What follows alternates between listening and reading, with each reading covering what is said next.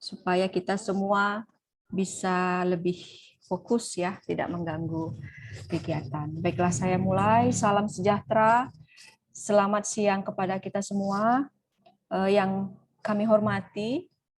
Salam horas dari Medan kepada narasumber kita yang sudah berbaik hati menyisihkan waktu untuk memberikan banyak hal kepada kita, terutama mahasiswa kami di sini, Pak Widi, Mas Widi ya, Mas Widi, selamat siang. Selamat Semoga siang, dalam Ibu. keadaan sehat. Ya, yang kami hormati juga Bapak Kaprodi dan Bapak Sekretaris Prodi Arsitektur, Bapak Polinai Baho dan Pak Yulianto.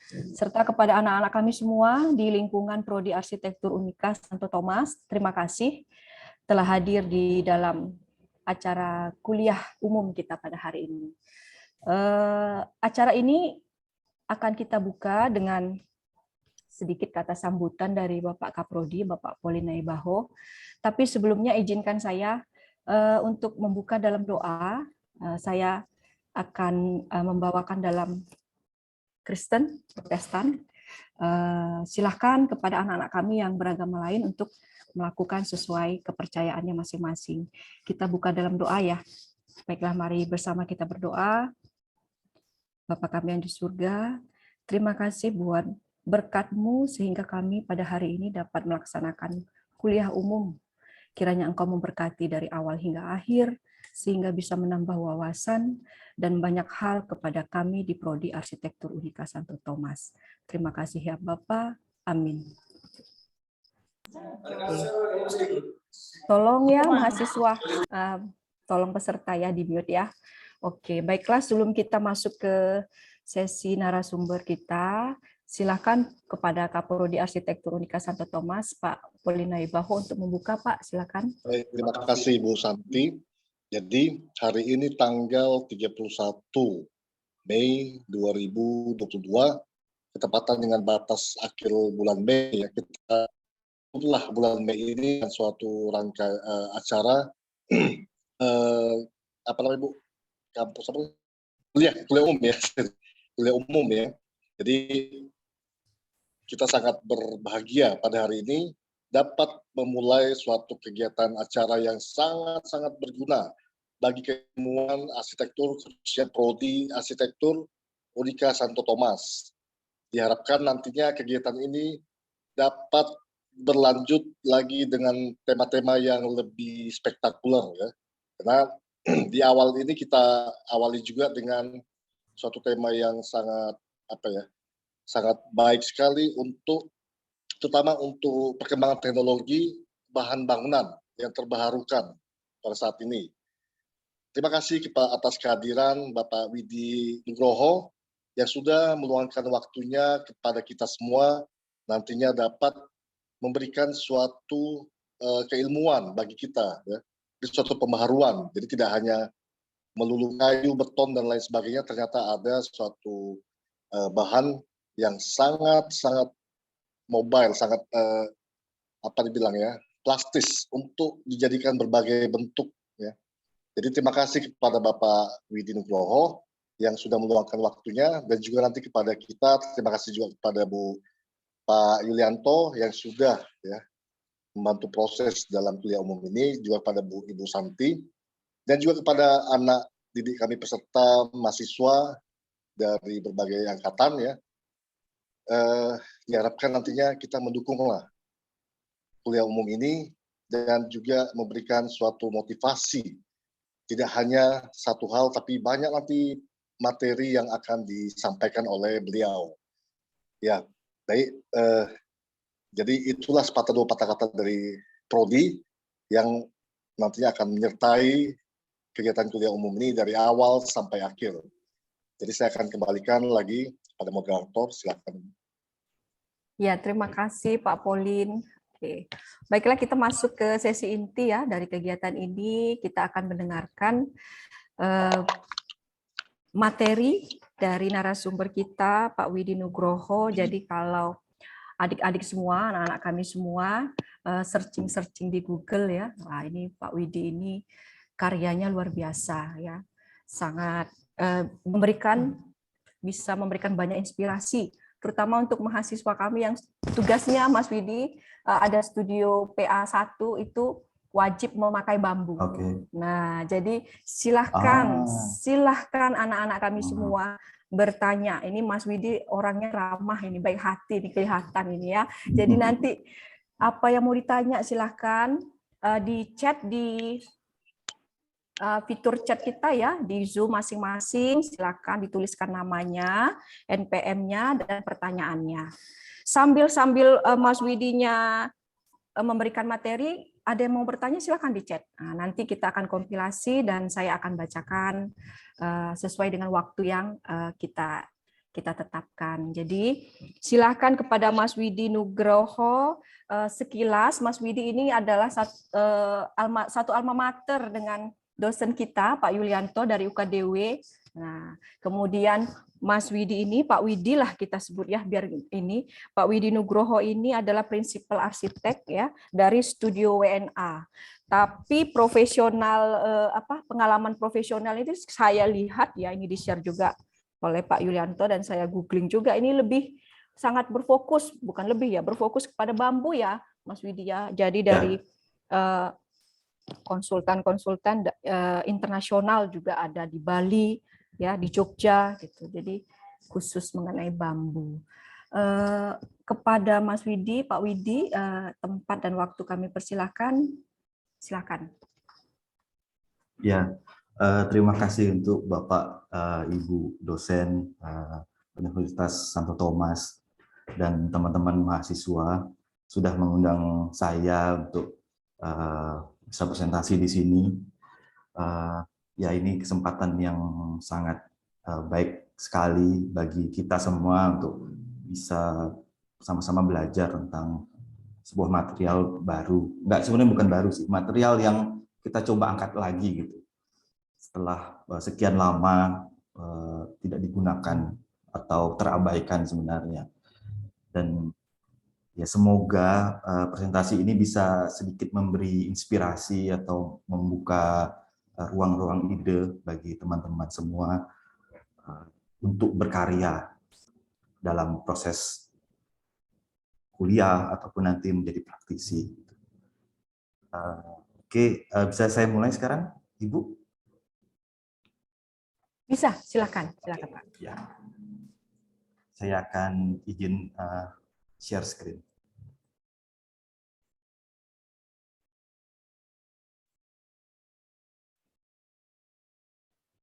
Sudah kelihatan, sudah kelihatan. Oke, sebentar. Sudah kelihatan? Sudah, silakan. Ya, selamat siang. Saya akan memulai presentasi saya tentang perancangan arsitektur dengan material bambu. Ini kuliah umum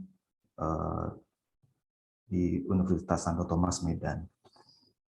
Ya, perkenalkan, saya Widi Nugroho. Studio saya ada di Bali. Saya dan studio saya begitu spesialis bambu. Jadi hanya mengerjakan proyek-proyek yang menggunakan bambu saja sebenarnya. Ada beberapa proyek yang kita mix dengan bambu, beton atau baja begitu. Tapi bisa dibilang 85% material yang kita gunakan adalah bambu. Proyek-proyek saya kebanyakan adalah proyek yang berhubungan dengan hospitalities. Jadi seperti beach club, wedding couple, ada villa, ada glampings, ada restoran, ada butik resort juga. Dan kita beruntung ada beberapa klien yang mempercayakan ke kita gitu untuk mendesain, dan kita ada proyek di Cina, di Malaysia, di Thailand, dan sekarang kita ada proyek di India gitu. Dan kita bersyukur bahwa bambu semakin populer gitu, terutama dengan arsitektur Indonesia bisa dibilang seperti itu, karena di semua desain itu kita dapatkan dari inspirasi dari arsitektur tradisional Indonesia. Oke. Ya, kita mulai aja. Jadi sebenarnya sebelum kita mendesain bangunan bambu, kita harus tahu dulu material apa sih yang bambu itu. Karena sebelum memulai itu, kita harus tahu sifat-sifat dan karakter bambu. Tanpa mengetahui karakternya, kita akan sulit untuk mendesain. Karena bagaimanapun juga material bambu juga ada kelebihan dan kekurangannya. Dan untuk itu saya perkenalkan sekilas aja bahwa di dunia itu ada 1.250 spesies bambu, dan di Indonesia itu ada 167 spesies bambu. Dan itu seperti kita ketahui dari zaman nenek moyang kita sudah terbiasa dengan bambu. Dan bambu ada dua macam, monopodial. Monopodial itu yang tumbuhnya satu-satu ini. Ini biasanya ada di negara 4 musim, di Cina, di Jepang gitu. Sedangkan yang satunya adalah simpodial. Simpodial ini yang tumbuh berumpun seperti yang ada di Indonesia yang kita lihat itu. Jadi ada dua. Nah, kalau kita belah bambu itu kita bisa lihat ini penampangnya, penampang bambu. Jadi kita bisa lihat ini adalah serat-serat bambu. Nah, ini kulitnya. Kita bisa lihat bahwa bagian kulit ini dia lebih rapat, sedangkan bagian dalam dia lebih renggang. Itu artinya bahwa kekuatan bambu lebih banyak berada di bagian luar, bagian kulit gitu. Jadi ketika kita mengurangi ketebalan bambu dengan membelahnya, itu kekuatannya akan berkurang gitu. Jadi ini yang harus kita pahami dari awal. Gitu. Dan perlu diketahui juga bambu itu bukan kayu, dia sejenis dengan rumput-rumputan, tapi yang besar. Dan bambu bisa tumbuh berbagai macam gitu, pembibitannya, budidayanya bisa dari biji ini dari biji dia bisa tumbuh juga, terus dari rizoma, rebung. Ini sebelah kiri, terus ada stek batang ini, dan ini pemotongan ranting. Dan juga yang terbaru adalah kultur jaringan. Jadi diambil kultur jaringan terus dikembangbiakan di dalam toples-toples gitu. Nah, yang paling penting dari material bambu adalah kita harus tahu bahwa bambu yang kita gunakan itu harus tahan terhadap rayap. Gitu. Sebenarnya bukan rayap namanya. Jadi dia kumbang bubuk, dia yang memakan bambu karena dia memakan zat gula yang ada di dalam bambu gitu. Jadi sebenarnya sistem pengawetan ini itu dia mengubah gula itu menjadi bukan gula, sehingga rayap bambu itu, bubuk bambu itu tidak menyukai bambu lagi gitu. Dan itu menggunakan borak-boric acid namanya. Itu sejenis garam-garaman. Dan itu yang paling saat ini yang paling bisa diandalkan dan lebih natural materialnya. Terus ada tipe-tipenya, sistemnya, pengawetannya, ada yang di VSD namanya. VSD itu yang ini, yang saya tunjuk pakai kursor ini. Terus ada yang pakai tekanan ini. Terus ada yang direbus juga. Ini tangki rebusannya. Terus ada buceri, ini buceri. Terus ada pengasapan juga. Nah, ketika bambu sudah diawetkan, bambu bisa bertahan lebih dari 20 tahun.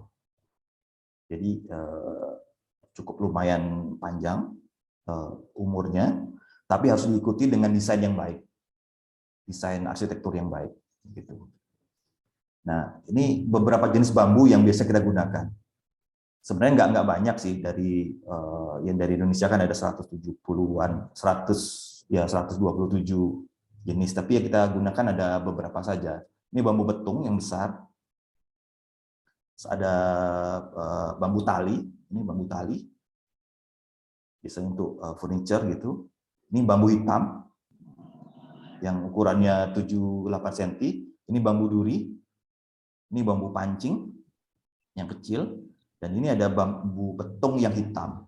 Jadi kurang lebih ini aja yang kita gunakan dari untuk konstruksi. Dan apa yang bisa kita lakukan dengan bambu? Ada banyak macam bambu yang bisa kita manfaatkan untuk material. Seperti ini namanya split gitu. Tetap ada, kita ambil dagingnya. Ini lebarnya 2,5 cm, tebalnya 8 mili gitu. Ini bisa untuk dinding, bisa untuk lantai. Ini tanpa kulit. Yang ini bambu yang dibelah terus dijadikan satu gitu. Yang ini bambu laminasi. Bambu laminasi itu bambu yang diambil dagingnya terus dipres, dilem dan dipres. Ini seperti kayu. Yang ini bambu pelupuh. Bambu pelupuh itu bambu yang dibelah gitu, dipecah gitu dan diratakan. Itu bisa untuk dinding, bisa untuk atap. Ini anyaman bambu dengan kulitnya. Ini anyaman bambu tanpa kulit. Ini hampir sama kayak yang di atas, ini split terus tapi diwarnain. Ya, kita bakar warnanya supaya agak hitam gitu. Ini bambu pelupuh tapi kita buat anyaman. Ini bambu belah. Bisa kita buat railing untuk dinding juga bisa. Ini bambu hitam split, ini pelupuh, dan ini bambu hitam utuh. Gitu. Nah, yang perlu diketahui dari sebelum kita mendesain adalah aspek-aspek apa sih yang harus kita pikirkan sebelum mendesain gitu. Ini yang sangat penting. Yang pertama kita harus tahu gitu materialnya, nah ukurannya, terus cara bawahnya gimana. Karena kita tidak mungkin untuk seandainya mendesain bangunan 3 lantai gitu, terus bambunya anggap aja 18 meter gitu panjangnya. Kita akan kesulitan untuk membawanya ke site gitu. Apalagi melewati lampu merah segala macam, itu akan sulit. Terus juga yang harus dipegang teguh adalah bambu nggak boleh kena air hujan, itu pasti. Makanya semua atap bambu yang saya desain itu harus lebar, karena untuk menjaga bahwa air hujan tidak menyentuh strukturnya gitu. Nah, ini atapnya, ini atap bambu sebenarnya.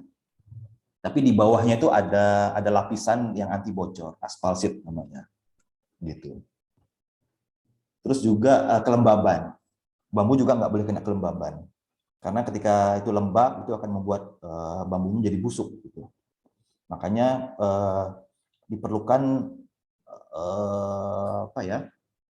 tumpuan dari kolom itu dari batu atau semen supaya kelembaban tidak naik ke atas bambu. Jadi bambunya tetap kering dan terjaga. Itu harus ya, ini keharusan. Dan juga kita harus waspada terhadap angin. Karena bambu ini ringan. Untuk masalah gempa dia nggak akan ada masalah. Gempa 8 atau 9 itu bambu tidak akan roboh. Tapi angin kita harus pikirkan karena bambu itu ringan. Jadi angin kita harus pikirkan baik-baik juga dalam desain. Biasanya saya akan buat ini jack roof. Jack roof itu apa ya? Atap susun gitu supaya udara panas dan angin itu bisa tembus keluar gitu, mengurangi tekanan angin. Terus sinar matahari langsung. Sebenarnya sinar matahari langsung masih boleh gitu. Tapi memang itu akan mengurangi kekuatan bambu karena bambunya akan sedikit retak gitu ketika kena matahari langsung. Tapi masih oke gitu, masih bisa. Ini yang harus dipegang teguh.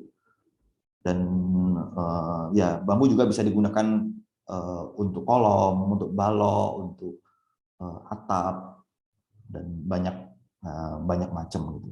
Tergantung kreativitas kita untuk mengolah bambu itu sendiri. Jadi tidak terbatas hanya untuk kolom saja atau balok saja. Dan ini material atap. Ini atap bambu. Ini di Bali, tradisional di satu daerah di Bali. Jadi mereka menggunakan atap sirap bambu. Ini tebelnya bisa sampai 20 cm tumpukannya. Dan ini tidak bocor gitu. Dan ini atap bambu gitu, tapi di bawahnya ada lapisan aspal sehingga tidak bocor. Ini bisa bertahan 5 tahun atap ini tanpa bocor. Hanya kita perlu mengganti permukaannya saja, yang lapisan yang terekspos. Sedangkan ini ilalang,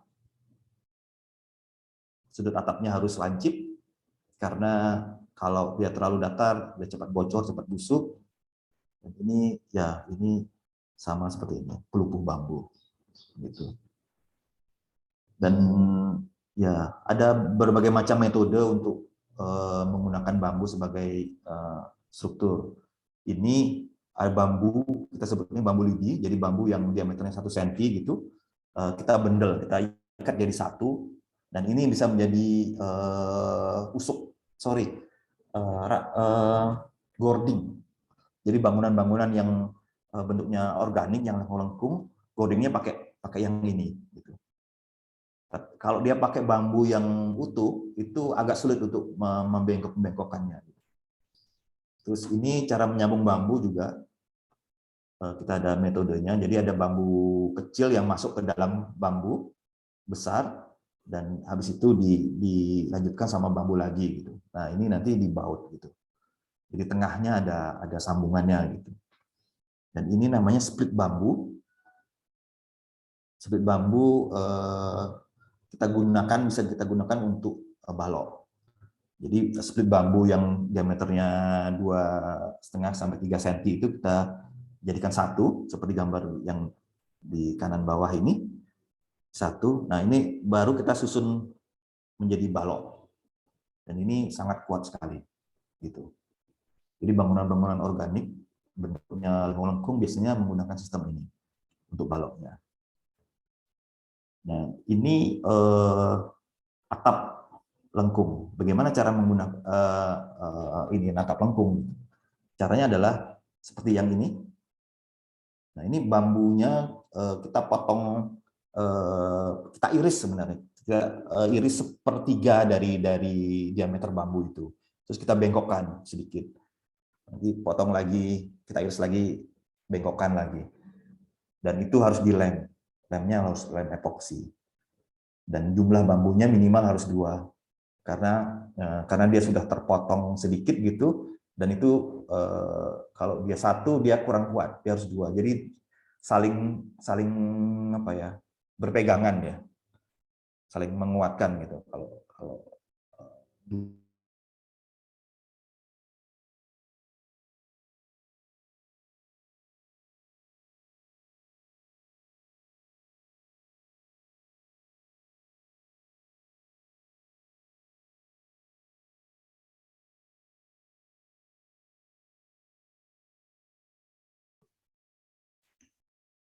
Halo, Mas Widi?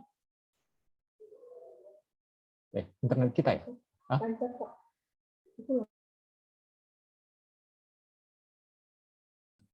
untuk memperkuat struktur. Dan setelah itu ini. Jadi ketika desainnya selesai, kita juga akan balik lagi ke tukangnya, kualitas tukangnya. Karena biar gimana pun kontraktor atau tukang bambu adalah orang yang akan mengeksekusi desain kita gitu. Dan akan lebih baik kalau tukangnya adalah memang tukang spesialis bambu yang sudah pengalaman untuk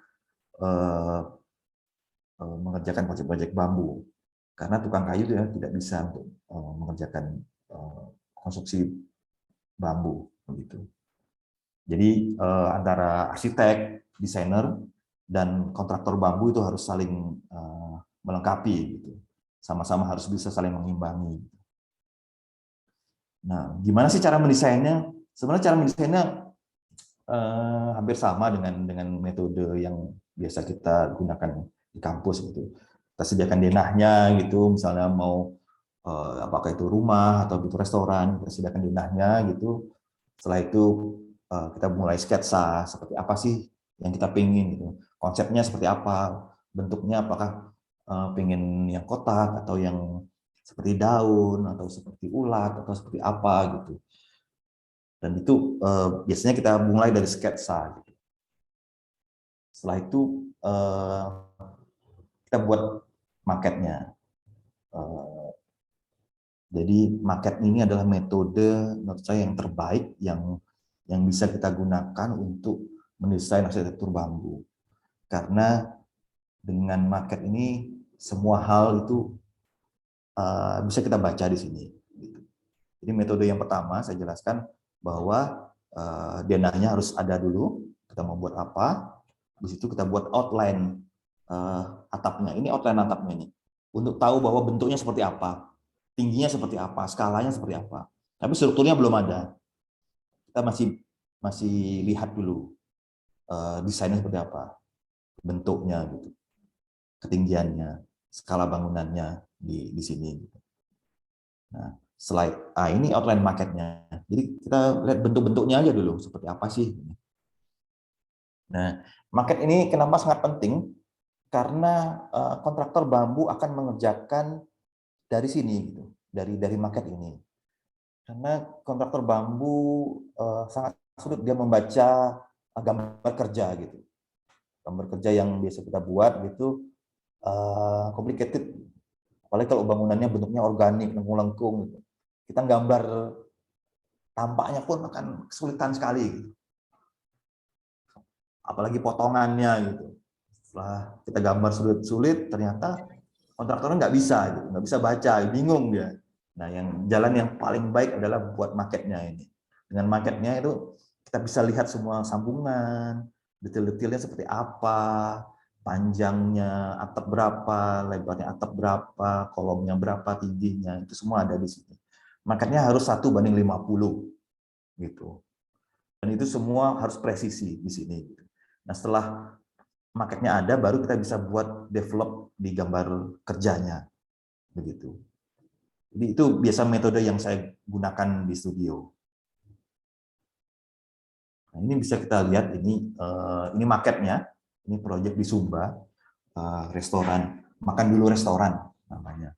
Jadi ini marketnya, ini 1:50, dan ini produknya ketika sudah jadi gitu. Under construction maksud saya. Dan ini restoran di Ubud, Bali, restoran dan pool bar gitu. Ini ketika konstruksi, ini saya lagi pegang marketnya. Jadi kontraktornya ini berpegang sama marketnya ini, dia akan ukur semua marketnya, panjang atap segala macam di marketnya ini, gitu.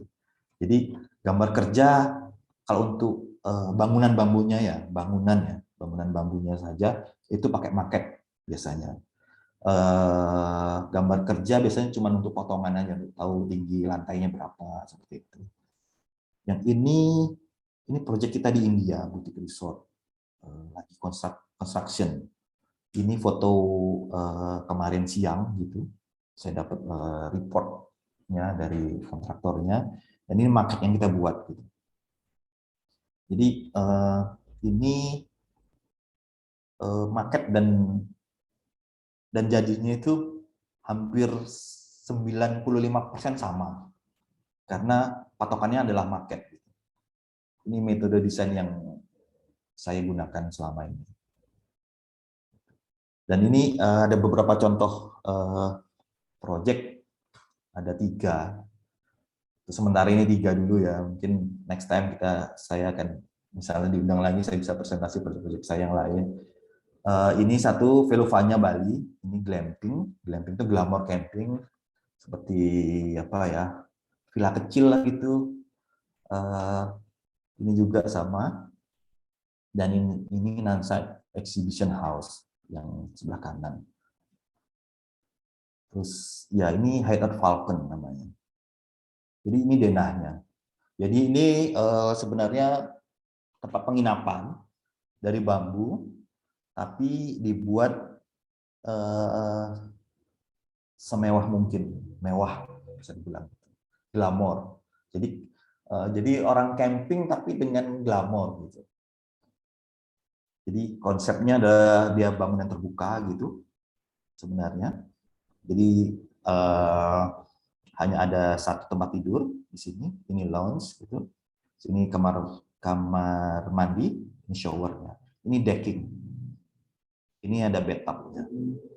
Kalau lihat potongannya bangunannya kecil, ya, skala orangnya.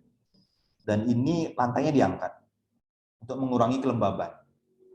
Jadi saya belajar dari arsitektur tradisional bahwa untuk mengurangi kelembaban biasanya bangunan diangkat, dan itu memang berhasil gitu. Ini sketsa pertamanya gitu.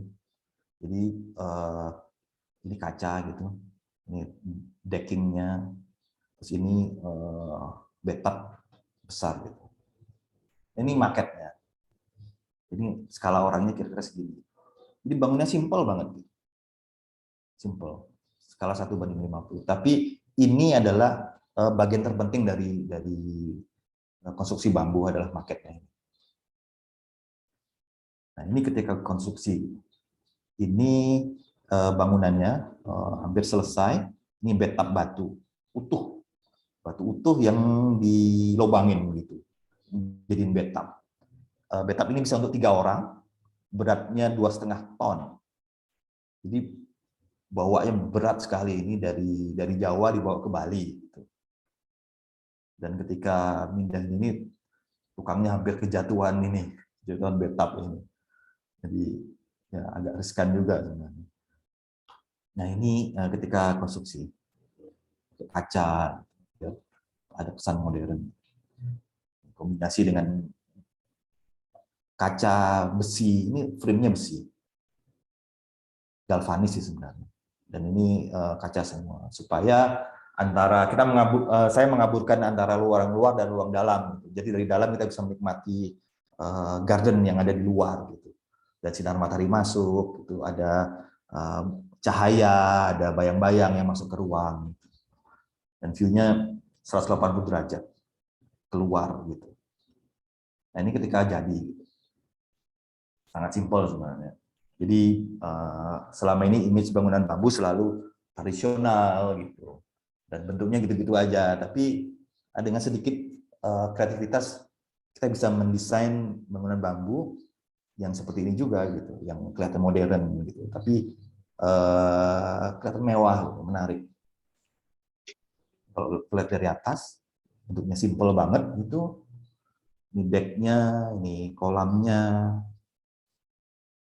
Untuk masalah privasi ini sebenarnya pagar ini sebenarnya pagar tanaman. Jadi ada boundary gitu tanaman supaya orang tidak bisa lihat ke dalam. Ini saya ingin memunculkan desain modern di sini.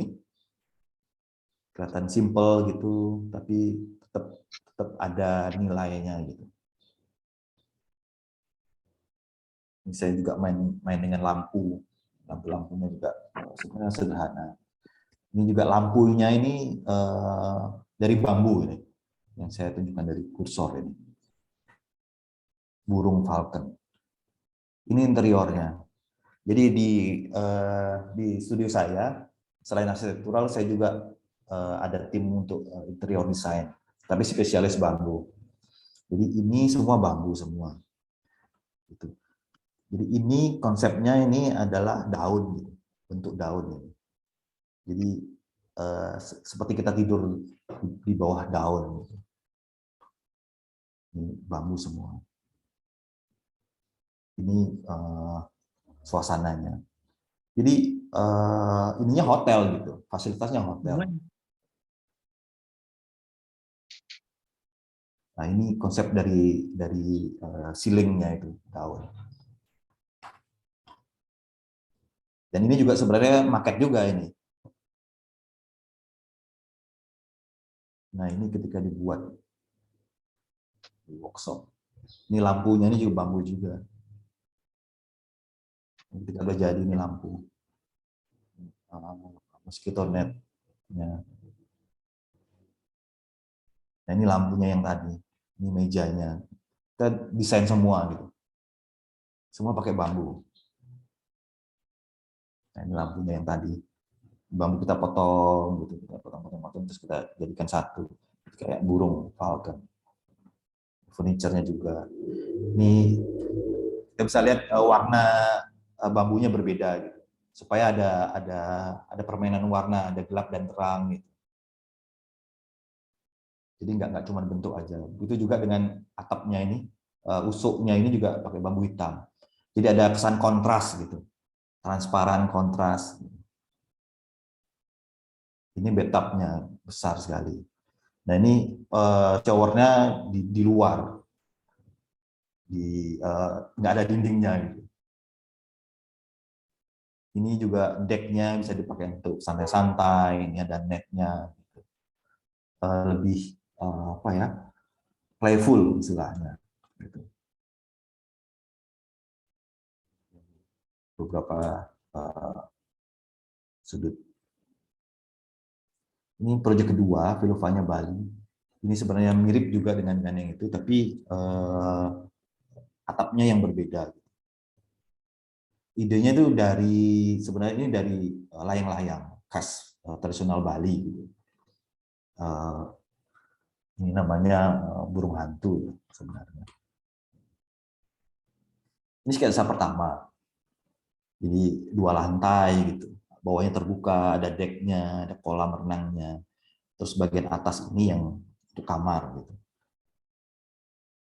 Idenya sederhana, bentuknya sederhana. Ini floor plan ya. Di bawahnya ini living gitu, ini pantry, ini tangga, ini outdoor shower. Ini toiletnya. Terus naik ke atas, ini kamar tidurnya. Ada lounge, ini ada balkon, dan ini net di lantai 2-nya. Nah, bisa tiduran. Ini marketnya yang penting banget, yang harus dibuat gitu sama arsiteknya, skala 150. Nah ini bambunya yang kita bengkokkan. Prosesnya sama juga. Bambunya kita potong sepertiga gitu, terus kita tekuk, potong sepertiga kita tekuk sampai dia membentuk yang kita inginkan gitu. Ini tusuknya. Dan ini bisa lihat juga dudukan kolom bambunya pakai batu.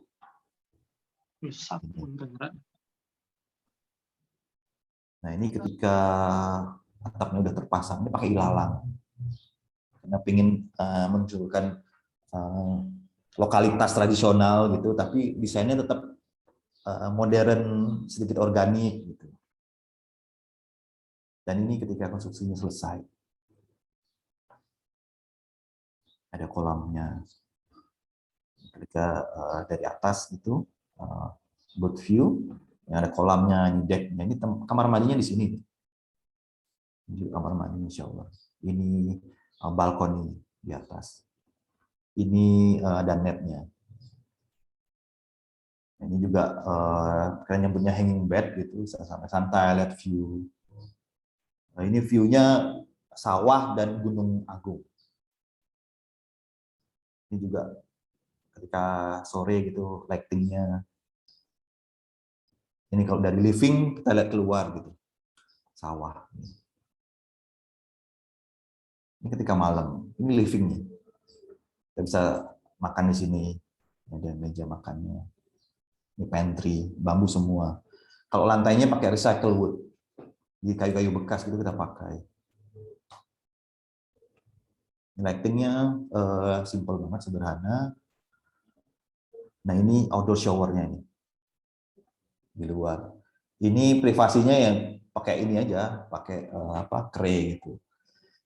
Dan ini sangat disenangi sama turis-turis biasanya karena pengalaman ya, experience yang kita jual. Bukan, jadi konsepnya glamping itu adalah hotel yang tidak biasa, hotel yang unik, yang dijual itu bukan kamarnya tapi pengalamannya. Jadi ada view, ada desain yang berbeda dari hotel konvensional. Ini kalau di lantai atas ya. Ini netnya. Kalau malam. Ini ceilingnya kerang bentuknya, idenya. Ini ceilingnya tadi yang bentuk kerang. Netnya, ini balkoninya, showernya, wastafel pakai batu. Jadi ketika ini view-nya ini pemandangannya sebenarnya Gunung Agung ini. Jadi di sini ya bisa menikmati pemandangan. Itu yang kita jual sebenarnya. Juga kolam renang. Ini kalau lihat dari atas. Nah ini proyek yang terakhir gitu, yang mau saya presentasi. Ini adalah exhibition house gitu di proyek kita di Cina, di Guangzhou, Cina. Setnya itu ada di bird park, taman burung gitu kayak ya bird park gitu. Jadi ini area sebenarnya kayak wetland. Wetland itu apa ya, daerah rawa gitu. Bangunannya 800 meter persegi. Dibangun tahun 2020 pas pandemi. Nah ini site-nya, burung-burungnya banyak gitu. Nah ini sebagai exhibition gitu. Jadi pemerintah klien saya gitu bekerja sama dengan pemerintah lokal sana, ingin memiliki exhibition house khusus untuk barang-barang kerajinan dari Indonesia, karya-karya seni dari Indonesia untuk dipajang di sini gitu. Jadi ini kayak ruang pamer produk-produk Indonesia di Cina gitu. Nah, saya berpikiran apa sih idenya, ide desainnya seperti apa yang harus saya gunakan di sini gitu. Yang tepatnya kayak apa sih gitu. Nah, saya lihat ini adanya cuma burung aja gitu yang jadi ikonnya di sana. Gitu. Terus satu pikiran mungkin burung juga menarik gitu. Jadi saya berpikiran adalah ini dua burung gitu, dua burung yang berbeda gitu. Itu diibaratkan seperti Indonesia dan Cina gitu, memiliki hubungan yang kuat gitu, secara budaya, secara ekonomi gitu. Dan itu mereka saling berpelukan gitu. Jadi idenya dari dua burung ini gitu. Kembangkan gitu, terus jadi ini gitu. Idenya sederhana sih gitu. Jadi dari setnya bird park itu ada burung, terus dua bangsa yang berbeda tapi disatukan dalam bangunan ini. Ini sketsa pertamanya. Ini ada lantai 1, 2, 3, tangga 4. Lebih sebenarnya. Ini sketsanya. Jadi berpelukan ya. Jadi burungnya itu berpelukan. Ini langsung ke lantai 2. Tangga masuknya. Ini apa yang kita bayangkan, oh saya pengen suasananya kayak gini, kayak gini. Sketsanya. Nah, ini potongan site-nya. Jadi jalannya ada di atas, ini bangunannya di sini, agak turun. Sini laguna. Ini bangunan saya. Ini existing. Ini denahnya. Denahnya bentuk organik, kayak 2 telur gitu, telur burung gitu. Dan ya ini kita bisa lihat gitu. Ini kumpulan kolom-kolom bambu. Ini yang putih-putih ini. Ini bentang strukturnya ini sekitar 12 meter. Jadi ini yang bulat ini adalah tower. Jadi ada tower naik ke atas gitu. Nanti kita bisa lihat gambarnya. Ini tangga putarnya naik ke atas. Ini entrance langsung masuk ke lantai 2. Ini lantai bawah ini saya nggak pakai semen, tapi pakai pasir gitu. Pasir pantai. Biar kesannya kayak di Indonesia, kayak di Bali gitu. Tapi ini sebenarnya di Cina. Ini lantai 2 gitu. Jadi entrance langsung masuk ke lantai 2. Ini motif lantai yang kita desain. Ada bambu, ada kayu bekas gitu. Ini furniture-nya nih. Kita rencanakan seperti ini. Furniture-nya ini, bentuk furniture-nya. Ini ada balkoninya. Kita bisa juga lihat kolom-kolomnya ya, kolom-kolomnya, kolom bambunya. Ini lantai ketiga dan keempat. Ini lantai, yang ini lantai ketiga. Ini towernya dari bawah langsung lanjut ke atas. Ini ada, kita nyebutnya bird nest, jadi sarang burung gitu, terpisah sendiri. Ini yang lantai 4, yang paling atas di puncak tower. Nah ini gambar potongannya, kita bisa lihat skala manusianya segini. Ini bangunannya tingginya berapa ya, saya lupa, coba saya lihat dulu, 21,20 meter, 21 meter lebih sedikit di puncaknya ini, gitu. Jadi ini towernya yang tengah, ini lantai-lantainya. Nah ini bambunya harus disambung, gitu, disambung, dan bambunya berasal dari Indonesia. Jadi kita ekspor bambu 4 atau 5 kontainer dari Jogja ke Cina khusus untuk proyek ini. Termasuk tukangnya juga dari Bali. Ini ada 14 orang gitu, untuk mengerjakan proyek ini. Luas bangunannya 800. Kita bisa lihat tangga putar, segala macam ada di sini. Ini marketnya. Ini skala orangnya di sini. Gitu. Nah ini berbagai macam sudut gitu. Ini juga kita kirim ke Cina juga supaya tukangnya, kontraktornya bisa mengerjakan. Nah kalau ditanya kuat apa enggak? Kuat. Karena apa? Karena kita juga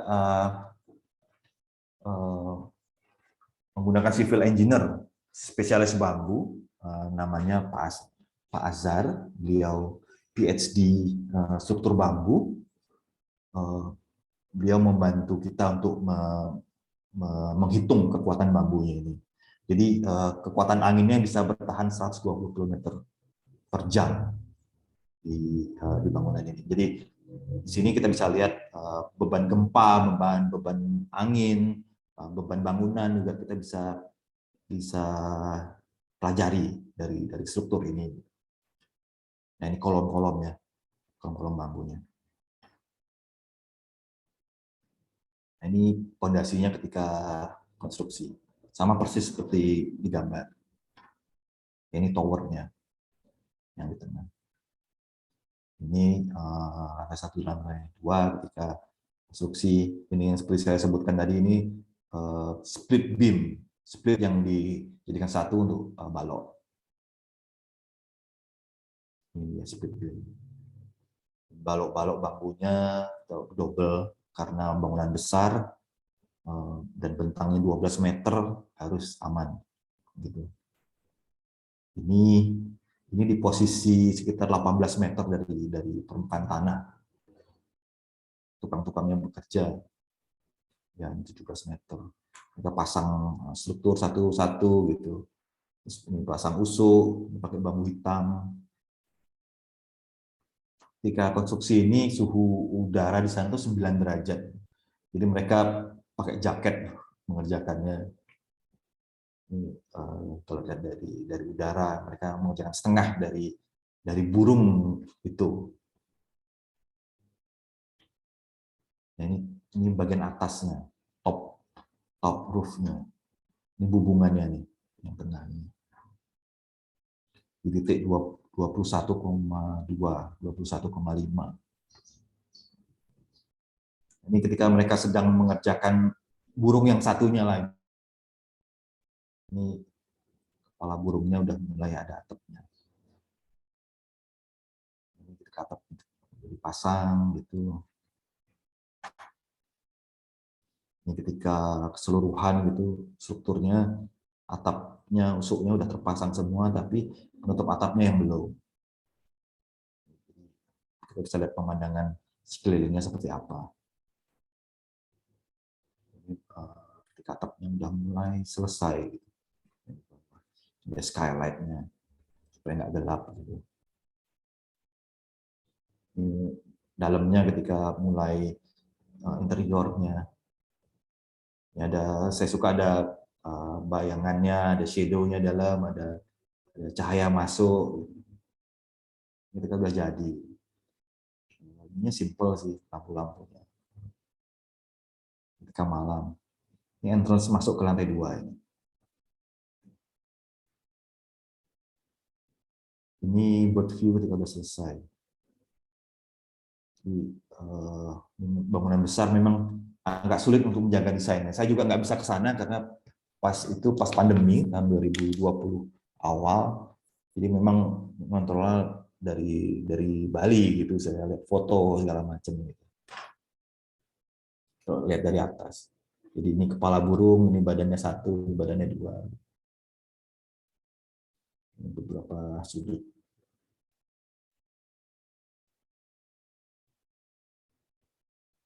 Ini pasir. Lantai bawah semuanya pasir. Ini dalamnya sedikit ya kelihatan. Ini towernya yang di tengah itu. Ini tangga putarnya. Ini motif lantainya. Sini. Skylight, cahaya masuk. Ini jack roof yang untuk mengurangi tekanan angin. Jadi udara panas, angin bisa keluar dari sini. Ketika malam di dalamnya. Nah ini ya ketika malam. Ya gitu aja presentasi saya. Terima kasih dan ya jika ada pertanyaan ya akan lebih menarik begitu. Ya saya kembalikan ke Ibu moderator. Terima kasih Ibu.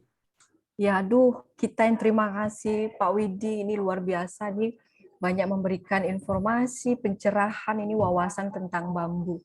Ini anak-anak mahasiswa kami pada terpukau ini gara-gara model-model foto Pak Widi atau bangunan bambunya ini ya. Kita lihat. Dua-duanya begitu. Dua-duanya, saya yakin dua-duanya ya, saya juga terpana. Sepertinya tidak cukup satu sesi, tadi sempat diskusi dengan Pak Yulianto dan Pak Polin. Ini kita datangkan Mas Widinya ke Medan ini. Nggak bisa ini ya, harus daring ya, harus tatap muka ini sekali satu sesi ini biar puas. Karena banyak sekali yang bisa kita pelajari. Nah, itu nanti urusan Pak Yulianto nih, mendekati Pak Widinya kalau ke Medan bisa nggak ini ya, tergantung ininya dana ya Pak. Aduh, kita usahakan ya untuk apa yang terbaik. Iya. Jadi terima kasih sekali Pak Widi. Saya bacakan dulu ya. Ini tidak nanya nomor kontak modelnya tadi ya. Ini ya. Saya baca. Oh ya. Oke. Ini dari Novitelis Zaluku. Pertanyaannya, bagaimana cara penyambungan? Ini tadi seingat saya tadi Pak Widi sudah menjelaskan ya, mungkin lebih dijelaskan lagi Pak Widi, mungkin adik mahasiswa ini kurang ini tadi memahami atau ini tentang menyambung, tadi kan sepertiga disambung, nah, mungkin bisa dijelaskan Pak. Ya, mungkin saya share screen lagi ya. Boleh, supaya boleh. Lebih mudah. Ya, itu ada di. Nah,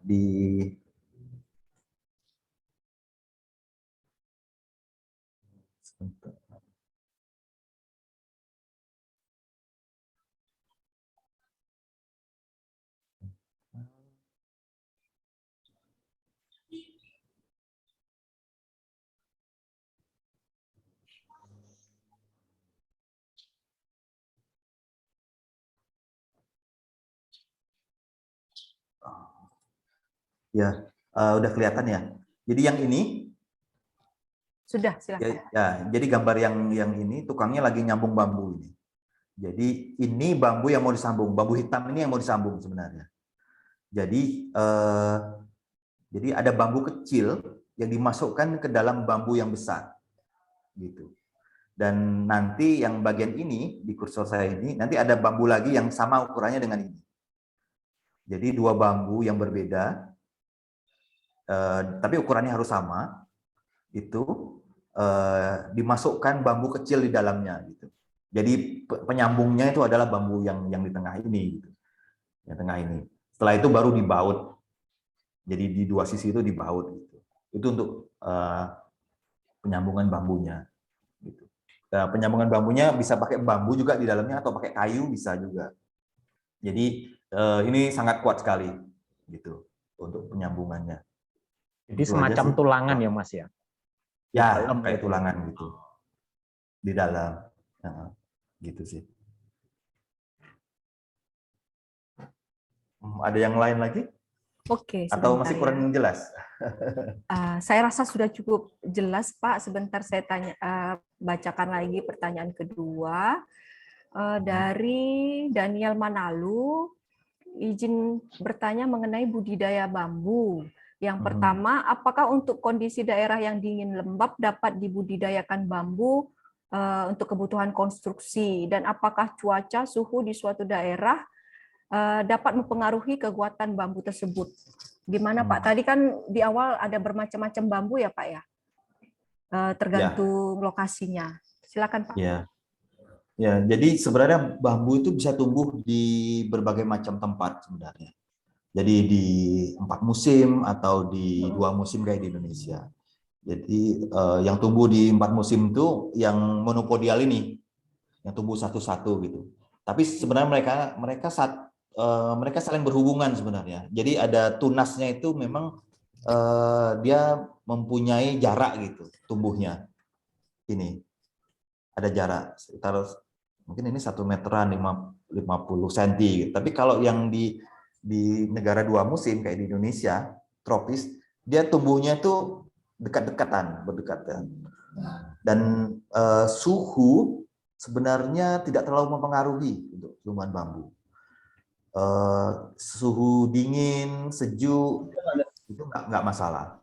Malah kebanyakan bambu ditanam di pinggir-pinggir sungai gitu. Atau di bukit-bukit gitu.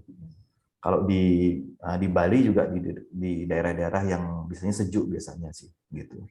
Dan untuk masalah kekuatan bambu. Nah, kekuatan bambu itu kalau dia tumbuh di area yang basah, dia cenderung banyak air gitu. Karena misalnya gini, misalnya di pinggir sungai sama di atas gunung gitu. Itu akan berbeda gitu.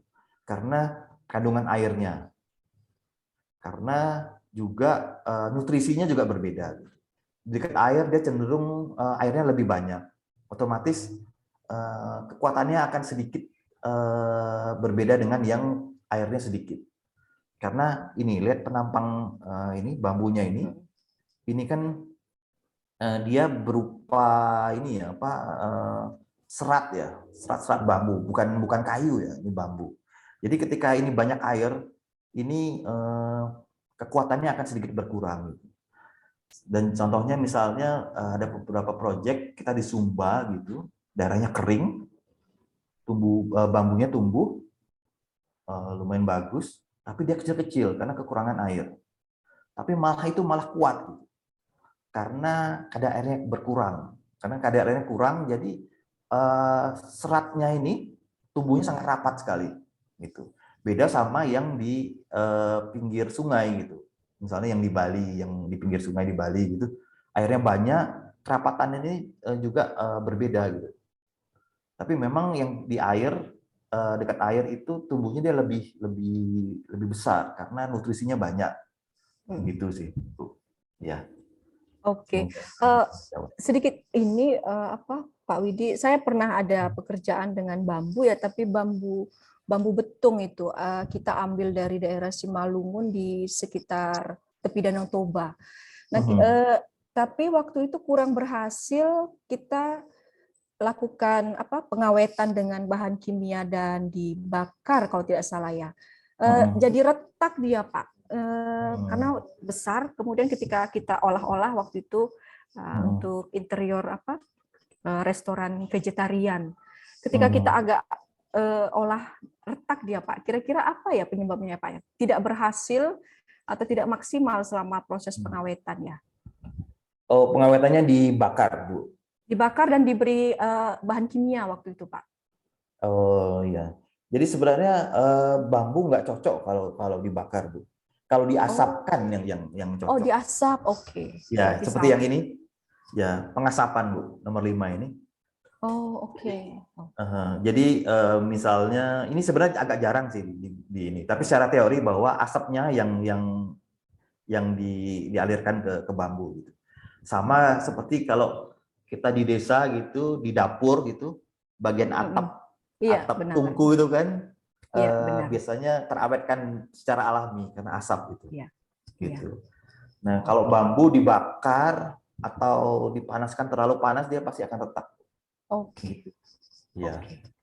Oke. Kita lanjut ya Pak ya ke pertanyaan yang kedua dari mahasiswa yang sama tadi, ada 2 pertanyaan. Apakah memungkinkan menggunakan bambu untuk bangunan bentang lebar, contohnya pada bangunan tribun? Karena dengan banyaknya bukaan ya ada kemungkinan angin rembesan air hujan karena kita tropis, Pak. Gimana nih Pak? Apakah ada treatment khusus untuk yang bentang lebar, Pak? Sebenarnya desainnya sih, kalau ditanya bisa apa nggak bisa. Bentang lebar seperti kayak proyek di Cina ini bentangnya 12 gitu. Di beberapa proyek juga bisa lebih lebar lagi gitu. Nah, yang jadi masalah kan seperti yang saya bilang itu bahwa bambu harus bisa strukturnya harus bisa dijaga oleh atapnya itu. Nah, yang jadi masalah itu kan adalah bagaimana menjaga itu. Nah, kalau bangunannya terlalu terbuka gitu, seperti tribun, itu airnya akan air hujan, terus ada tempias air hujan itu bisa kena gitu. Dan itu akan mengurangi kekuatan bambu. Selama struktur bambunya bisa di cover sama atap dengan baik, saya pikir tidak masalah mau dibuat apapun gitu. Masalah kekuatannya struktur saya pikir kita bisa kok buat tribun itu sebenarnya. Selama strukturnya bisa di cover dengan baik gitu. Seperti yang saya tunjukkan di slide-slide sebelumnya ini bahwa nggak boleh lembab, nggak boleh kena air, gitu. Matahari langsung kalau bisa gitu. Dan tekanan angin juga gitu. Seperti itu sih. Kalau menurut saya sih nggak masalah sih bentang lebar. Tadi yang di Cina material penutup atapnya apa ya Pak ya? Karena itu kan bentang lebar sekali ya. Besar Pak. Material penutup atapnya apa tadi Pak? Yang di Cina. Jadi yang di Cina ini pakai bambu. Atap lupuh bambu, terus ada lapisannya namanya atap bitumen kalau pernah tahu, aspal, okay. yang aspal ya, itu. Bitumen. Ya, oke. Dan menarik sekali ya tadi Pak Widi menggambarkan mungkin bisa menjadi masukan ya informasi kepada adik-adik semua ya tentang market. Ini kan mahasiswa ya Pak, aduh kalau disuruh buat market, padahal kita sudah lihat ya dari arsitek profesional yang sudah internasional menggunakan market tidak malas ya karena dari situ kita bisa tahu ya Pak strukturnya bagaimana, dalam penggambaran juga bisa. Ini mudah-mudahan mahasiswa Unika tambah rajin ini buat market ya. Oke, saya bacakan ya Pak yang ketiga. Ini dari Victor Gulo. Oh, ini mahasiswa tugas akhir ini ya. Bertanya, tugas akhirnya floating resort. Nah, saya berencana menggunakan bambu sebagai material utama. Nah, dari penjelasan yang Bapak sampaikan tadi, bahwa bambu tidak dapat kelembapan ya berpengaruh terhadap bambu. Apakah memungkinkan menggunakan bambu pada kawasan air asin, Pak? Ini.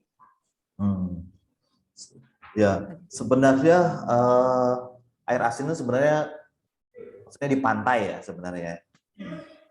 Ya, sebenarnya borak-boric acid itu kan material untuk mengawetkan bambu. Borak-boric acid ini sebenarnya itu basicnya adalah garam. Jadi garam yang ditambah begitu. Dan itu hampir sama kayak garam yang ada di laut gitu sebenarnya. Dan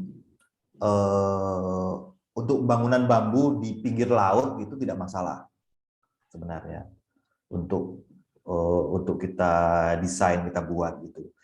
Tapi memang masalah kelembaban. Ketika itu bangunan di atas air, ya.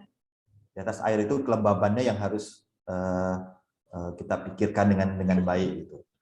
Nah, kalau seandainya dibuat floating di atas air, itu kita harus menjaga ketinggian antara muka air sama bangunannya, gitu. Jadi seperti contoh bangunan saya yang ini kan floating ini.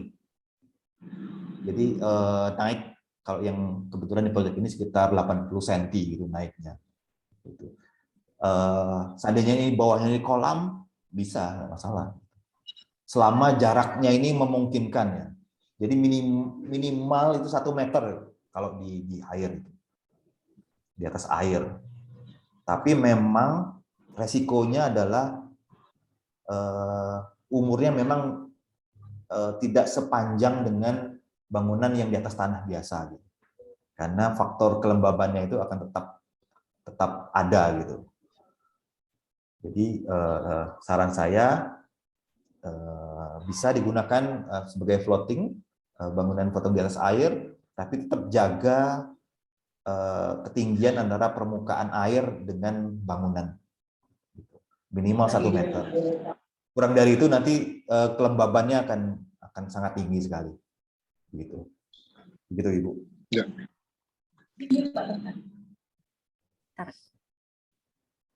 Oke, terima kasih. Tadi nggak apa-apa ya, si Victor ya. Silahkan dilanjutkan tugas akhirnya. Ini pembimbingnya Pak Yulianto nih sepertinya. Oh, Ya. semoga sukses. Semoga sukses. Waduh, itu ada pesan terpendam itu ya. Oke, saya mengundang langsung ini bicara karena ada alumni kita yang bertanya. Nah, alumni kita ini juga berkecimpung di dunia bambu juga, perbambuan.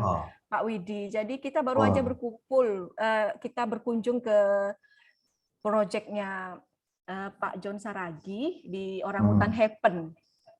Jadi di situ ada, di situ bambu juga. Nah, silakan saja open mic ini karena kita sangat berterima kasih Pak John mau bergabung bersama kami di Prodi. Silakan Pak John, langsung Pak.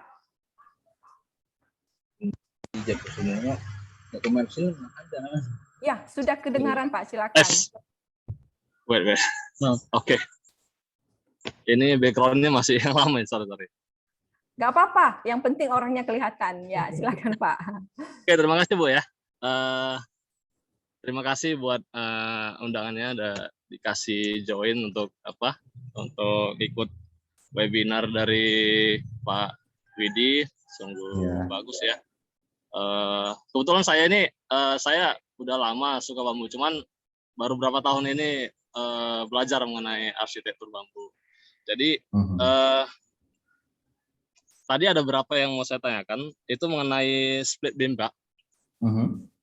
Kebetulan kan saya ada lagi desain tiketing booth, jadi kita ada bangunan kecil untuk tempat tiket. Jadi di atapnya itu nanti kita ada untuk supporting rafternya kita pakai split beam sekeliling bangunan. Itu kira-kira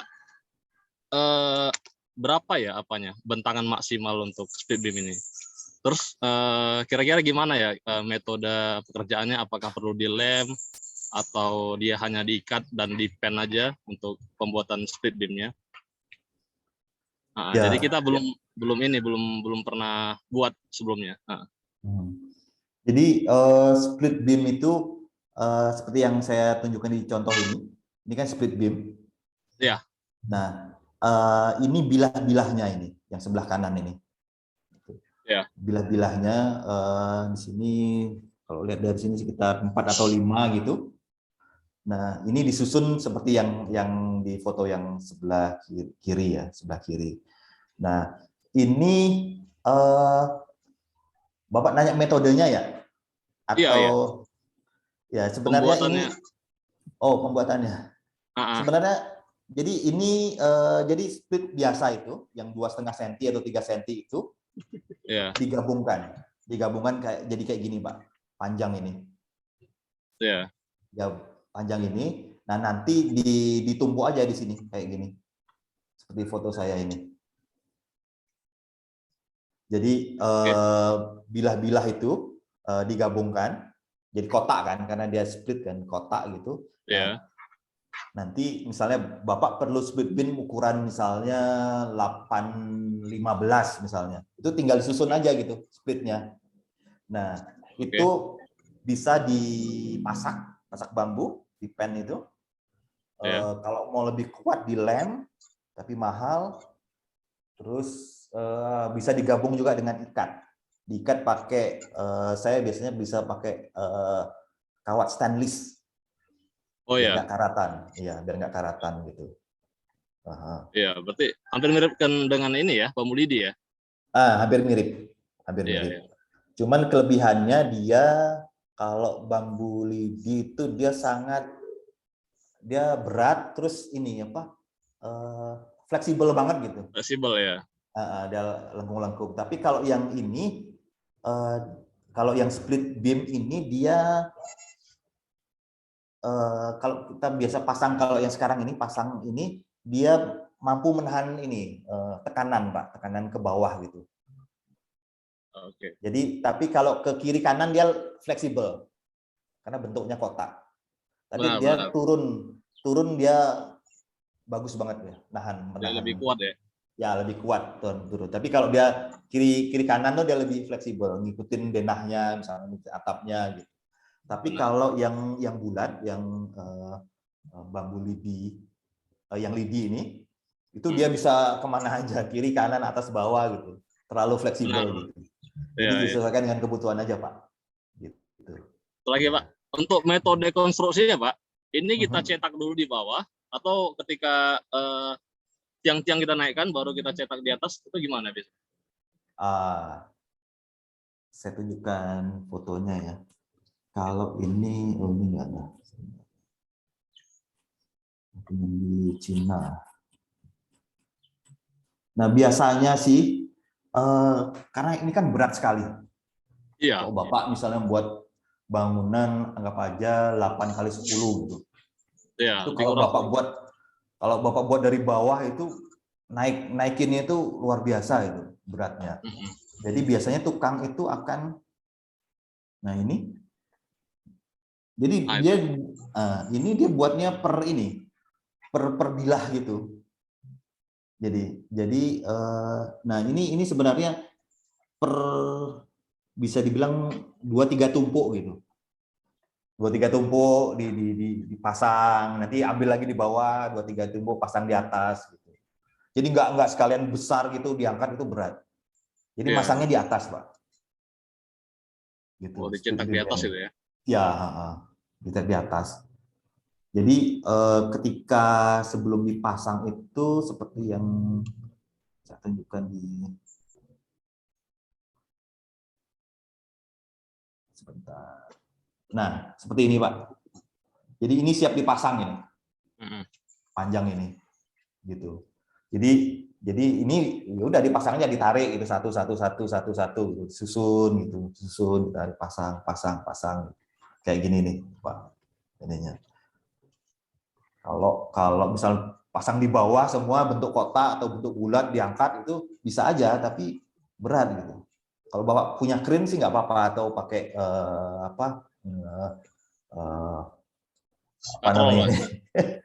katrol bisa. Iya. Tergantung kebutuhan sih Pak. Iya. Oke. Iya. Oke Pak. Satu lagi Pak.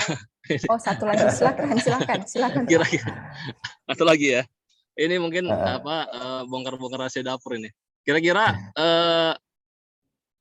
berapa biaya per square meter untuk bangunan villa Pak, untuk yang ini seperti glamping tadi, glamping house itu di Bali itu. Kira-kira kalau kita buat di Bali berapa lah, mungkin kita bisa ada perbandingan untuk di Medan. Jadi kalau di Bali yang saya buat ini biasanya itu mulai dari per meter perseginya itu biaya bangunannya mulai dari 5 juta biasanya. 5 juta? 5 juta, ya. 5 juta itu belum termasuk furniture-nya biasanya. Jadi yang kayak gini nih biasanya 5 juta. Gitu. Tergantung kerumitan desainnya sih. Kalau misal desainnya simple ya bisa lebih murah gitu, tergantung materialnya juga gitu. Kalau kebetulan yang proyek yang ini bambunya kan bambu kecil-kecil ini, jadi lebih murah gitu dibanding sama bambu besar, bambu betung gitu Pak. Benar. Oke Pak, terima kasih banyak Pak. Ya, terima kasih Pak John. Sampai ketemu Oke. lagi ya Pak. Sampai ketemu Iya. Pak. Ya. Oke, terima kasih Pak John. Ini ingat ya, webinar berikutnya wajib datang ini alumni ya. Oke, kita share Pak. Siap Bu. Ya, oke. Terima kasih atas supportnya yang luar biasa. Mengenai tadi yang budgeting, Pak Widi, ada pengaruhnya ya dengan upah ya, karena upah pasti spesial ya Pak untuk Ya. upah tukang bambu ya Pak ya, pasti tidak inilah dari tukang-tukang biasa ya, sehingga mempengaruhi akumulasi biaya ya Pak ya. Ya, karena pekerjaan bambu itu kayak kerajinan tangan itu Bu, craftsmanship. Betul. Karena Ya, semua harus keahlian. dibuat satu-satu. Ya, Ibu bisa lihat ini kan sebenarnya dari split bambu yang dibelah, dipotong satu-satu, harus presisi. Ya. Gitu. Beda sama yang semen gitu, yang asal aci ya. Iya. Jadi ini yang bikin mahal itu sebenarnya karena ini kerajinan tangan. Gitu. Jadi dan yang mengerjakan juga sedikit seniman gitu. Karena ini menyangkut keindahan, kerapian gitu, Bu. Itu yang sebenarnya nilainya ada di situ gitu. Itu yang mereka pelajari juga dari nenek moyang mereka yang mengajarkan itu gitu.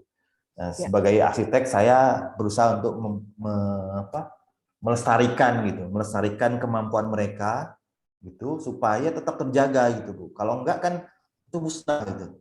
Enggak ada generasi penerus yang meneruskan budaya bambu mereka gitu. Iya, specialty ya Pak ya, ini sudah kemampuan khusus gitu. Kemampuan khusus ya. Iya. Oke, selanjutnya mungkin saya beri waktu kepada Pak Polin, Kaprodi. Ada pertanyaan lagi yang belum. Iya, sebelum ke sana Pak, mungkin Pak Polin, open mic Pak, saya undang, silakan Pak Polin.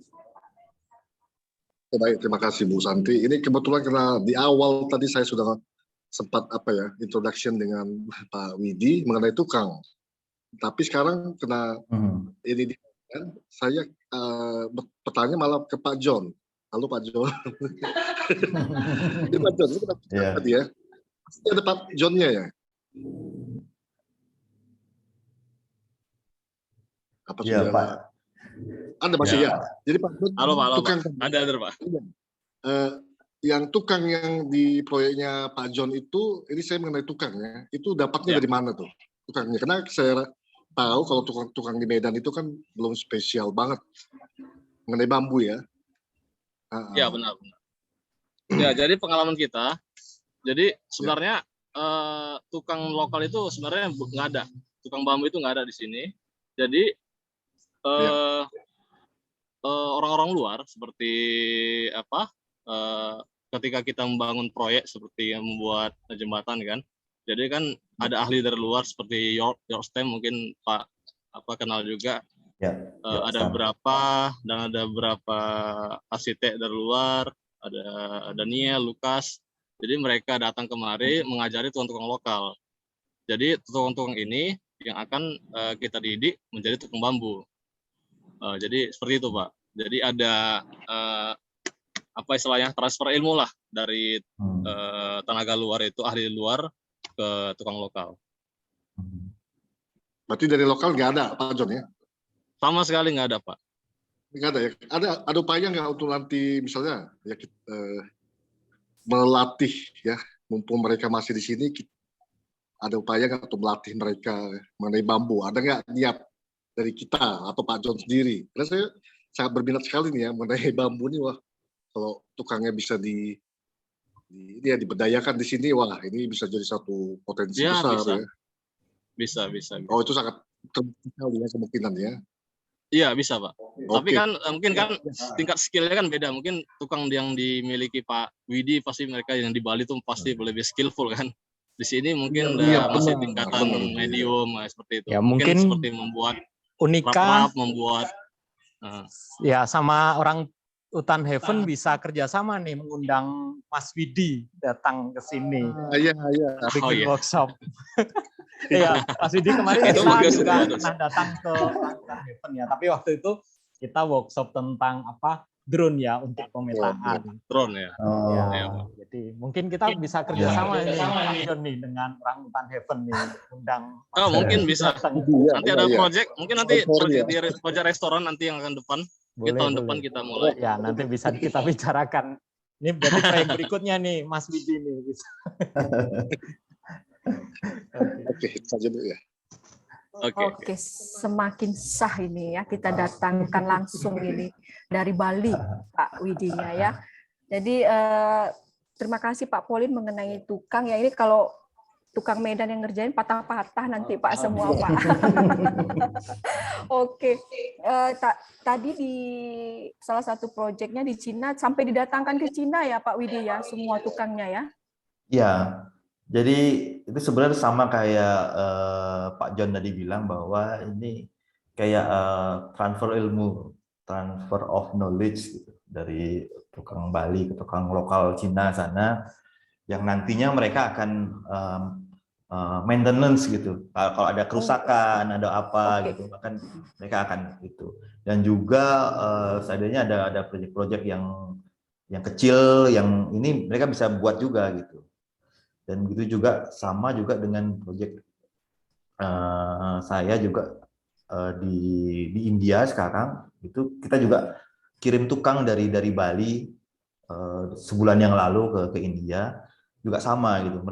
Mereka mengerjakan proyek dan mengajari tukang-tukang lokal gitu, untuk bisa membangun bangunan bambu yang berkualitas gitu. Jadi ada transfer of knowledge gitu. Saya Tapi agak menarik, agak Gimana, Pak? menariknya Gimana, karena Bu? Cina ini kan negeri bambu ya, Ya. Pak Widi ya. Ini menarik sekali. Ya, benar. Tapi mereka masih menerima apa? Transfer knowledge-nya itu dari Indonesia gitu. Padahal kan mereka terkenal dengan bambu-bambunya segala macam gitu ya. Arsitektur dengan bambunya juga banyak ya Pak Widi ya. Apakah ada perbedaan Pak? Perbedaan, ya. Jadi sebenarnya di sana itu bangunan bambu itu sedikit sebenarnya, Bu. Apa yang kita ketahui selama ini bahwa Cina adalah negeri tirai bambu kan. Ya memang benar itu tirai bambu gitu, tapi bukan bangunan bambu sebenarnya. Dan secara regulasi juga sebenarnya mereka lebih sulit untuk mengeluarkan ini ya, regulasi izin bangunan bambu gitu, dibandingkan misalnya di Bali gitu. Dan klien saya perlu mengundang pemerintah lokal sana datang ke Bali untuk menunjukkan bahwa ini loh bangunan bambu di Bali bisa dibuat dengan kuat segala macam gitu. Perlu seperti itu. Tapi setelah bangunan ini jadi, tiba-tiba jadi banyak gitu proyek di sana gitu. Jadi dari arsitek lokal sana gitu yang mendesain bambu gitu. Jadi seperti ada keterbukaan dari mereka gitu. Dan itu bagi saya bagus sih. Kalau Ibu nanya kenapa belajar dari Bali, nah ini juga yang kita patut berbangga sebenarnya, Ibu. Karena kalau Ibu lihat di internet itu bahwa style karakter desain arsitektur bambu di Bali, di Indonesia itu berbeda dengan di Cina, di India, di Amerika Selatan, gitu, di Jepang. Karena apa? Pertama, setiap daerah itu memiliki material bambu yang berbeda. Gitu. Jadi misal bambu betung ini tidak tumbuh di Cina, gitu. Bambu betung tidak tumbuh di Vietnam, gitu. Nah, jadi setiap negara memiliki bambu-bambu khusus yang biasa mereka gunakan untuk konstruksi, dan itu secara nggak langsung akan berdampak pada desainnya gitu. Jadi kekurangan bambu itu akan diselesaikan secara desain untuk menyelesaikan masalahnya lewat desain. Dan kita perlu berbangga bahwa style yang di Indonesia, khususnya di Bali, itu sangat unik gitu. Saya sudah bilang gitu. Karena di Bali kita punya kearifan lokal. Seperti saya bilang itu adalah orang Bali itu kan sangat seniman banget gitu. terus skillnya juga mereka bisa matung, bisa melukis, bisa kerajinan. Nah, itu yang tidak dimiliki oleh negara-negara lain. Dan mereka itu seperti di DNA mereka itu sudah tertanam gitu, bahwa keindahannya seperti ini, gitu, kerapiannya seperti ini, gitu. Itu yang tidak dimiliki. Jadi desain yang kita buat di Bali itu sebenarnya khusus, dan itu disukai oleh banyak orang di dunia, bahwa style Bali itu memang spesifik banget gitu. Nah, kebetulan klien saya sangat menyukai style yang ada di Indonesia, arsitektur bambunya yang ada di Indonesia. Itu yang pengen dia buat di Cina gitu, yang tidak ada sumber daya manusia yang seperti di Bali gitu, SDM-nya. Makanya mereka mengundang kita untuk mendesain di sana gitu. Dan jika Ibu lihat desainnya itu kan sangat organik. Nah, itu style Bali sebenarnya, style Indonesia gitu. Menunjukkan bahwa ini pavilion exhibition Indonesia di Cina gitu. Dan itu karakter lokalitas Indonesia yang saya munculkan di situ. Begitu. Iya. Tapi dengan kolaborasi dengan orang Cina di sana.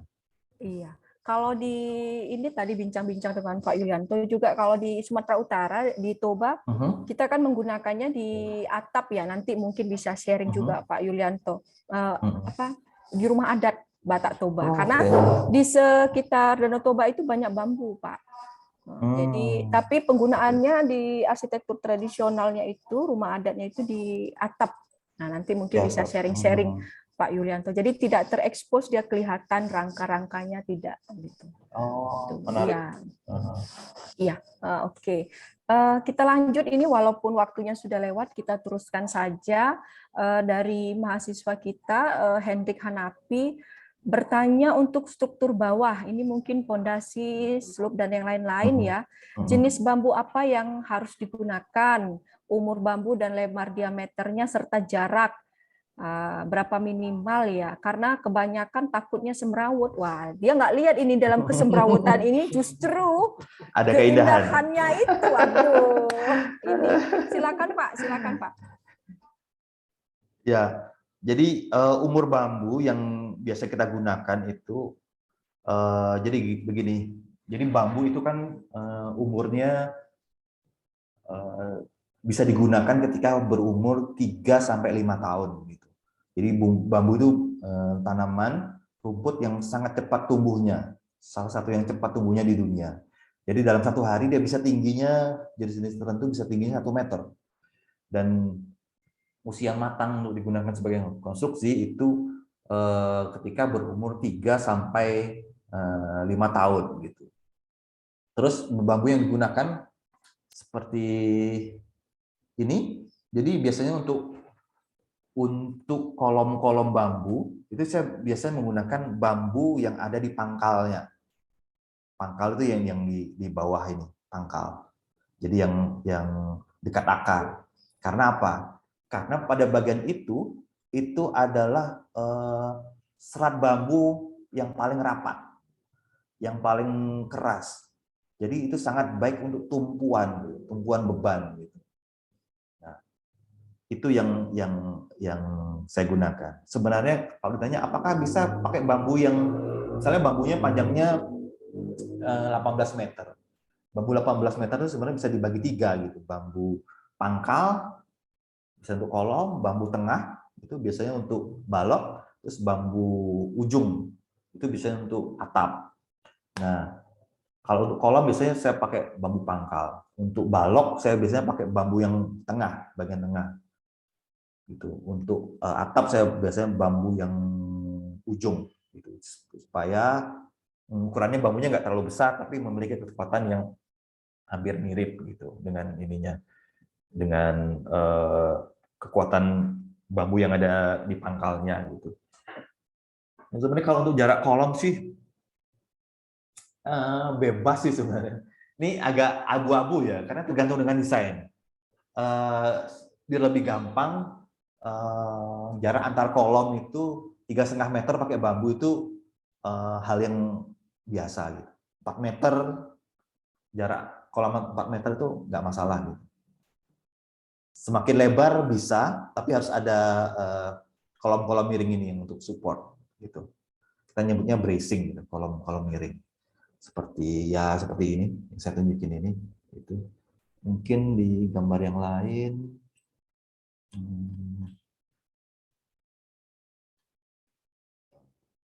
Nah, ini kolom-kolom miring ini. Nah, jadi ada kolom tegak. Ini kolom tegak. Nah, misalnya anggap aja nih jarak kolom ini dengan kolom yang tegak yang ini itu 6 meter bentangnya. Nah, saya memperpendek bentangnya dengan ada kolom ini, kolom miring ini gitu. Jadi itu yang memperpendek gitu. Kalau di konstruksi kayu itu istilahnya apa ya? Kayak kalau di Jogja, di Jawa itu sekur namanya. Nggak tahu kalau di bahasa Indonesianya apa. Bahu Jadi danyang ada mungkin kolom ya, miring. Mas Widi. Apa? Bahu danyang. Bahu danyang. Yang apa penumpang untuk balok gitu ya. Kalau di Iya. joglo gitu. Jadi itu sebenarnya untuk memperpendek bentang sih. Triknya untuk memperpendek bentang. Mungkin ini kolom-kolom tegak gitu. Kolom-kolom tegak. Nah, ini kolom-kolom miring yang saya gunakan untuk memperpendek bentang gitu. Dan juga untuk apa ya? Jadi kita harus memikirkan gaya-gaya yang bekerja di struktur ini gitu. Jadi pasti ada struktur beban ke bawah gitu, sama beban ke kiri kanan, angin atau gempa gitu. Nah itu kita harus pikirkan, perkuat. Jadi keuntungannya adalah misalnya di ini, nah mungkin di potongan ini nih, ini anggap aja ini bentangnya ini misalnya ini ya, ini misalnya bentangnya 12 meter gitu. Nah tapi saya memperpendek bentangnya dengan kolom yang miring ini gitu, kolom miring ini. Supaya di sini kosong, nggak ada kolom. Jadi saya memperpendeknya dengan cara ini, pakai ini. Gitu. Sebenarnya sederhana sih sebenarnya, nggak yang ini. Sebenarnya mau dibuat yang lebih apa ya, lebih cantik gitu, misalnya buat lengkung. Jadi kita nggak lurus itu, tapi buat lengkung bisa juga. Tapi itu efeknya akan ke biaya nantinya.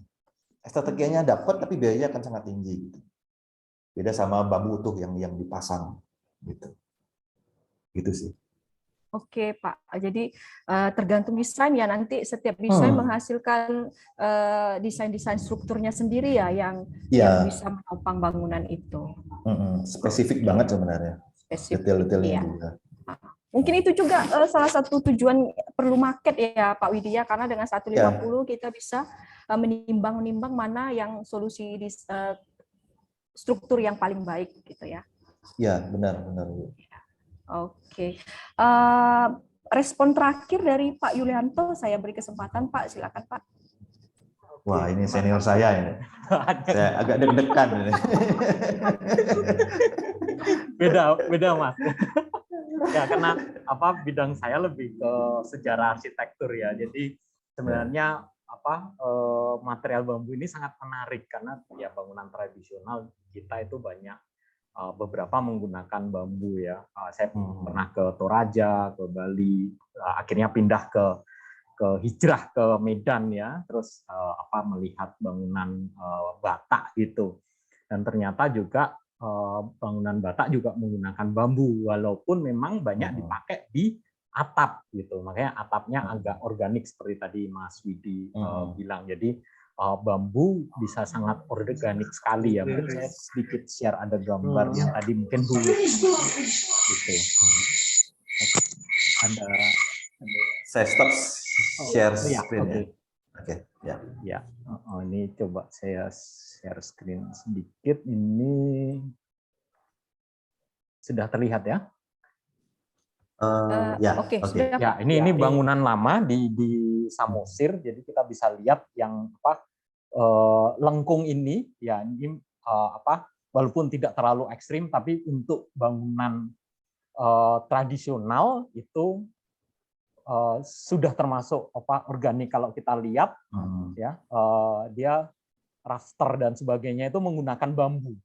Bambu. Ini biasanya materialnya diambil dari pinggiran, jadi bambu dipakai sebagai pertahanan di huta, di kampung. Jadi kampung Batak itu tiap kampung ada marga dan sebagainya, itu terdiri beberapa rumah, itu dikelilingi oleh bambu dan itu dipakai selain untuk pertahanan juga untuk material bambu. Jadi ya seperti kata Mas Widi itu DNA bambu itu sebenarnya sudah ada di bangunan tradisional kita gitu ya, dikembangkan dengan Mas Widi yang lebih modern dan sebagainya. Jadi sangat-sangat menarik sekali gitu.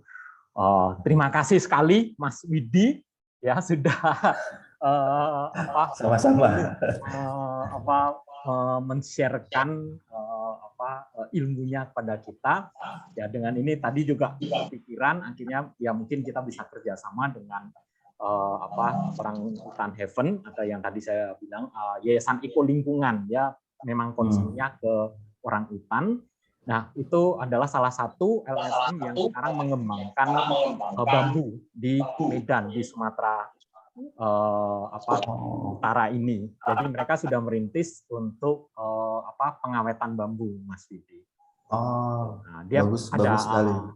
Jadi ada satu site yang kemarin itu mereka lagi membangun untuk orang hutan Heaven. Jadi penempatan orang hutan yang sudah direhabilitasi tapi tidak bisa dikembalikan ke lingkungan liar gitu karena sudah terlalu lama berinteraksi dengan manusia gitu.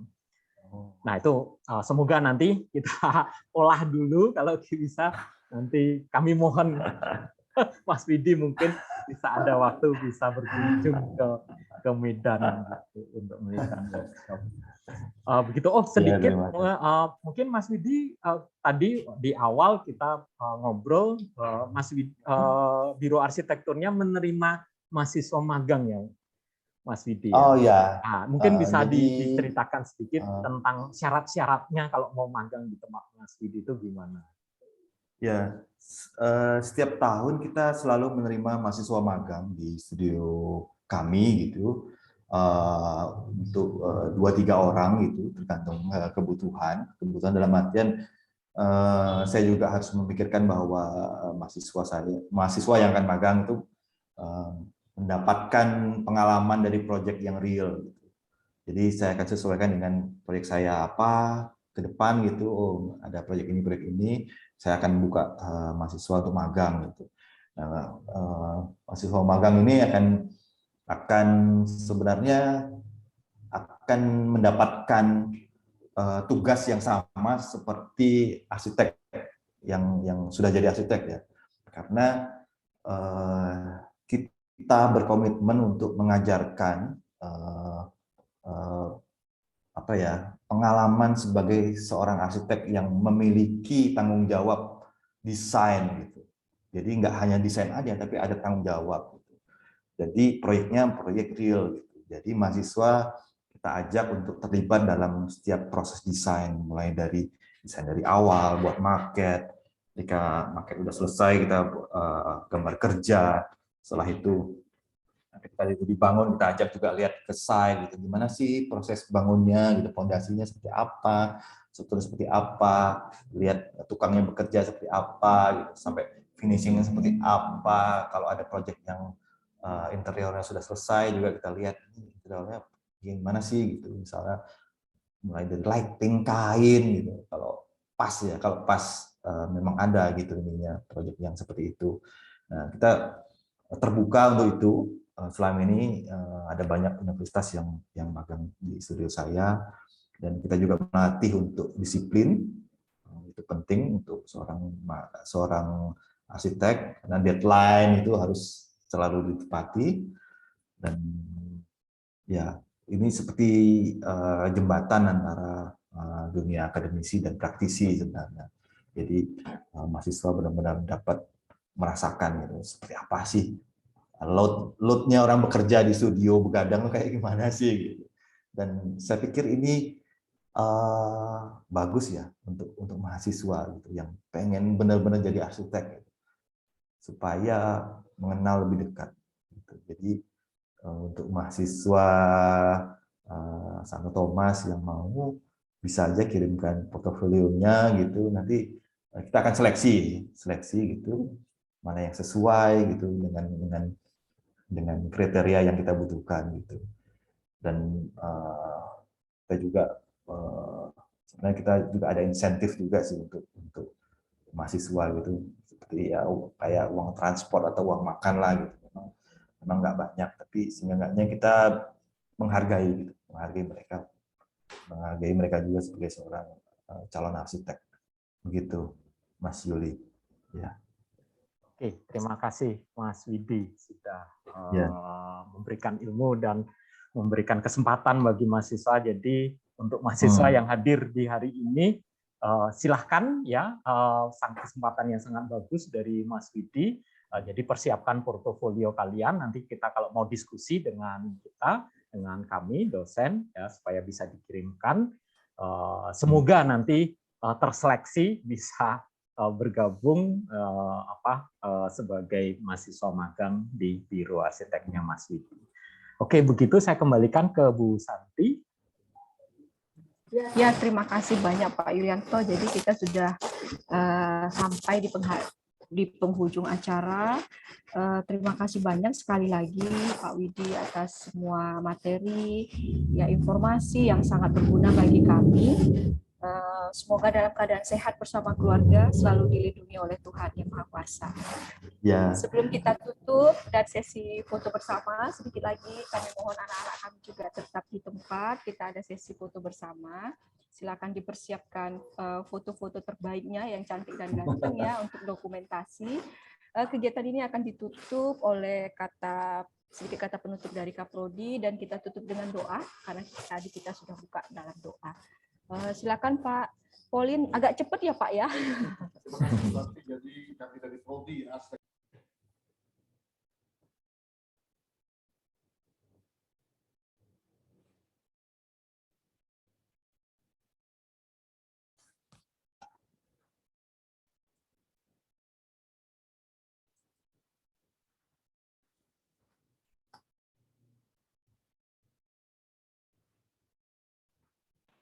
Oh, tadi begitu ya?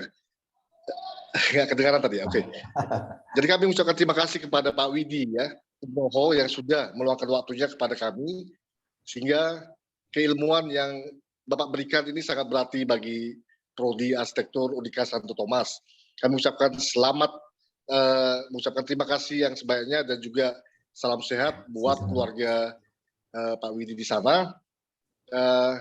Semoga tidak hanya di sini saja, tapi bisa berkelanjutan di lain waktu dan lain kesempatan. Terima kasih Bapak atas waktu yang diberikan. Salam hangat dari kami di Prodi Arsitektur. Ya.